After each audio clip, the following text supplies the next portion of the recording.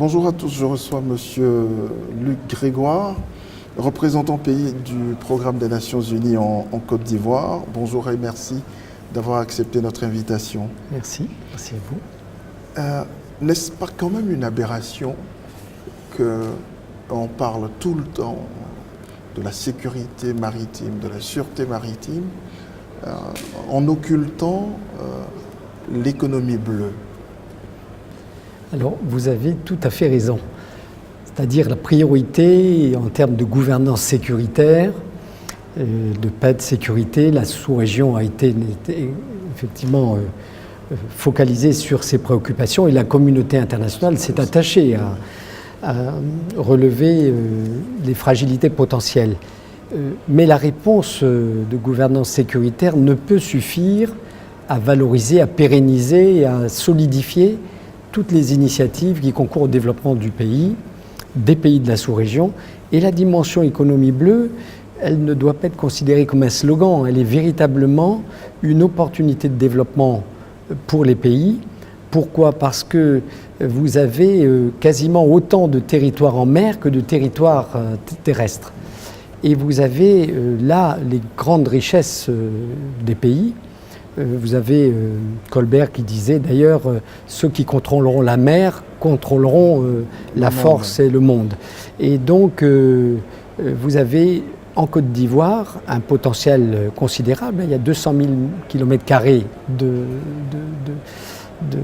zones marines. Vous avez l'halieutique, vous avez le pétrole et le gaz en mer, vous avez toute une série d'initiatives, bien sûr le tourisme côtier, vous avez aussi tout ce qui a été jusqu'ici peu exploité, c'est-à-dire les minerais marins, l'énergie marine, vous avez la pharmacopée possible en mer, vous avez les produits bio et etc. Tout un univers qui d'ailleurs n'est pas diagnostiqué de manière précise, donc on ne mesure pas toute la richesse que recèle le pays.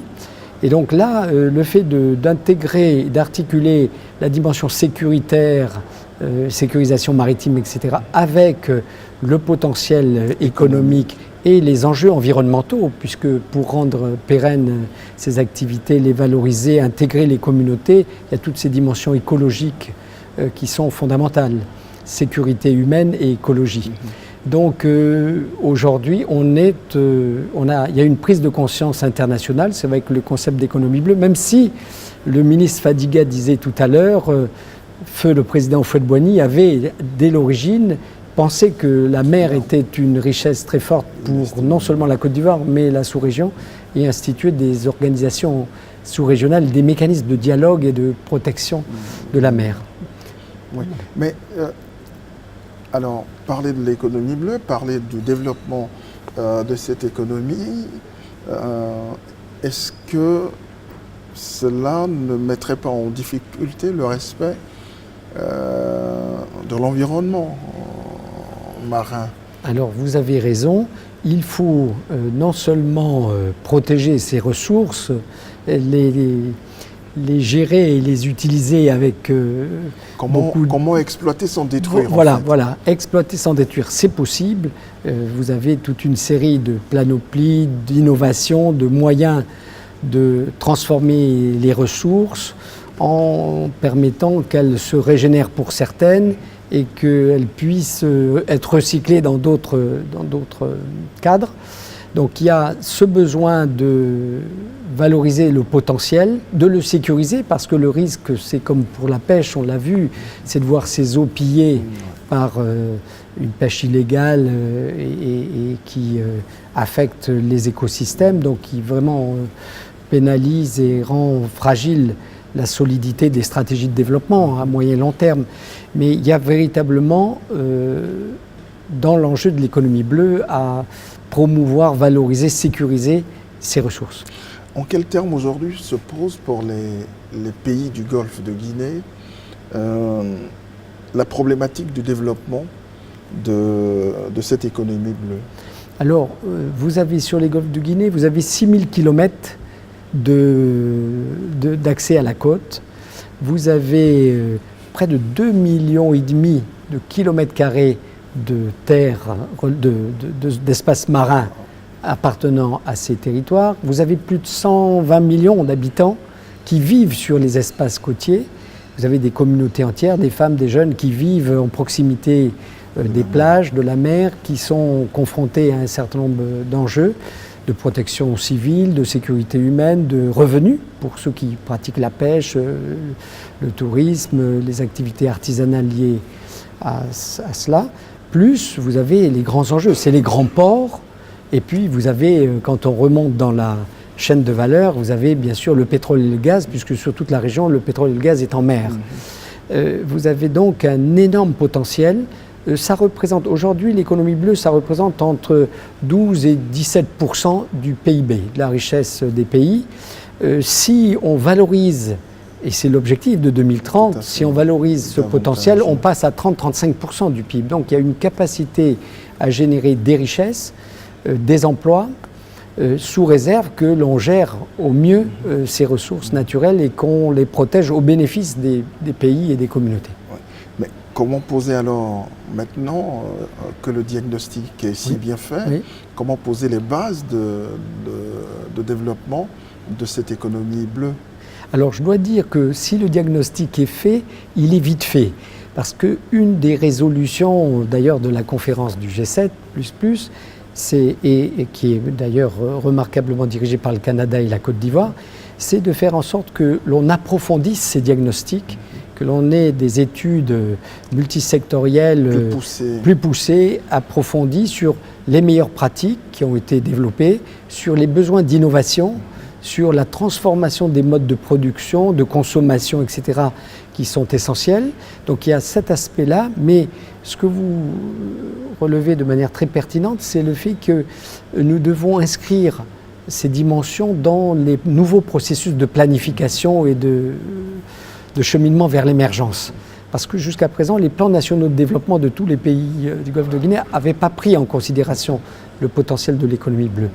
Il faut également renforcer la gouvernance et ses pratiques dans les domaines de l'économie bleue, sans élargir le champ de la gouvernance institutionnelle, démocratique, etc. Mais raisonnablement reprendre tous les enjeux de gouvernance, de réflexion institutionnelle, d'engagement des populations, de coordination interministérielle. Vous savez, les ministères ont tendance à traiter dans leur domaine de prédilection, chacun dans son compartiment, voilà, chacun un peu dans son compartiment, d'avoir donc des approches vraiment multisectorielles, de pouvoir faire émerger des actions fédérant le secteur privé.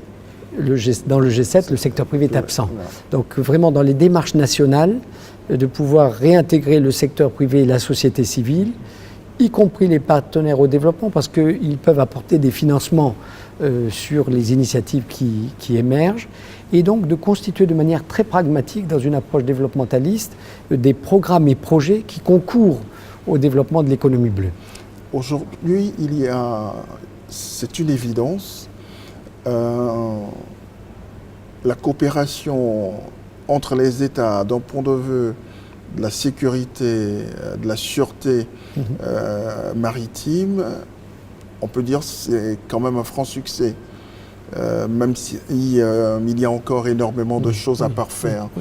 Donc on pourrait imaginer ce type de coopération également pour la mise en place d'une économie bleue tout à fait. du Golfe de Guinée. Votre approche est très pertinente. C'est d'ailleurs une des résolutions que la conférence a retenues.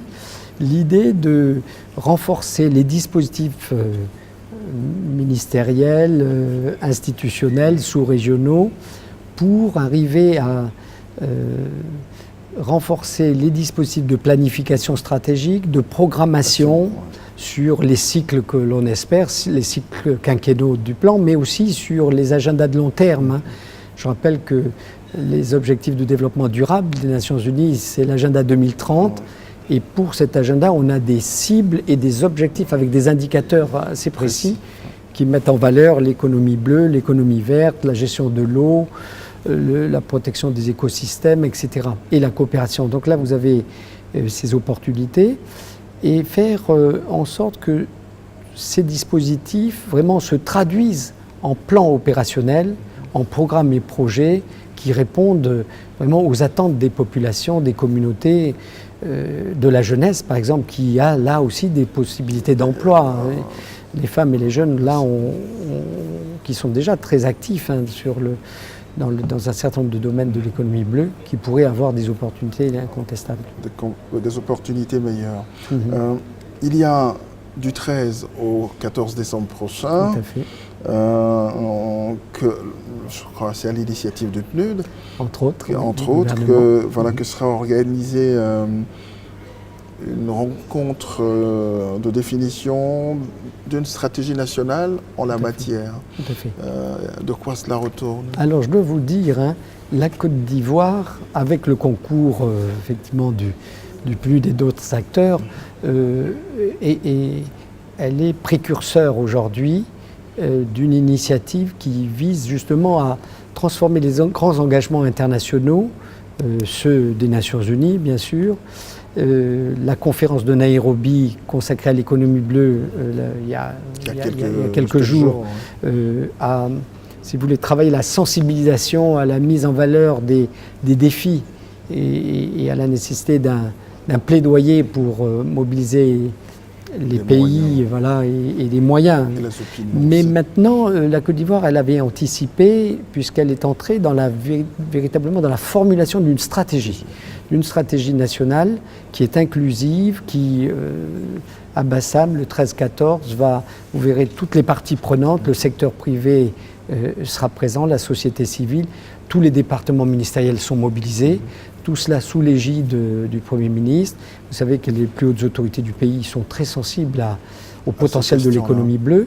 Le président de la République est le porte-parole pour l'Afrique des ODD, des Objectifs de développement durable.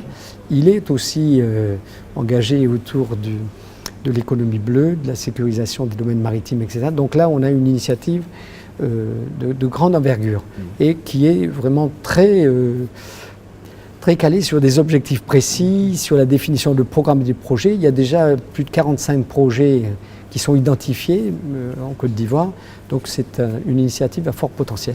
Toute dernière préoccupation, si vous le permettez. Comment aujourd'hui le PNUD accompagne-t-il la Côte d'Ivoire? Là, il y a ce séminaire ou cet atelier qui arrive. J'imagine qu'il y a d'autres initiatives que le PNUD prend pour accompagner la Côte d'Ivoire à la mise en place de son économie bleue. Alors, effectivement, par tradition, le PNUD accompagne les processus de planification. Donc, on a soutenu l'initiative ivoirienne de préparation de son plan national de développement, mais de nouvelles générations intégrant l'économie bleue. Je pense que le prochain plan national de développement aura intégré tout ce potentiel qui permettra aussi de revaloriser la production intérieure brute et puis de mettre en valeur toute une série de secteurs. Donc ça, c'est l'aspect planification. Nous sommes aussi engagés dans la promotion, la sensibilisation, l'inclusivité. Donc c'est notre rôle de faire en sorte que le secteur privé, la société civile soient pleinement associés à cette dynamique.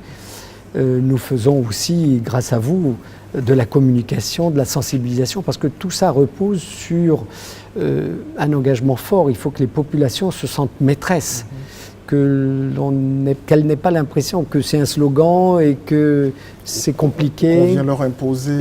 Ou qu'on vienne leur imposer encore une démarche qui viendrait alourdir et pas nécessairement répondre à leurs préoccupations du quotidien. Or là, le quotidien, c'est de la nutrition, c'est de manger du poisson frais, bon et en avoir à satiété. C'est aussi permettre qu'on puisse valoriser toutes les ressources halieutiques, biologiques des écosystèmes de la Côte d'Ivoire.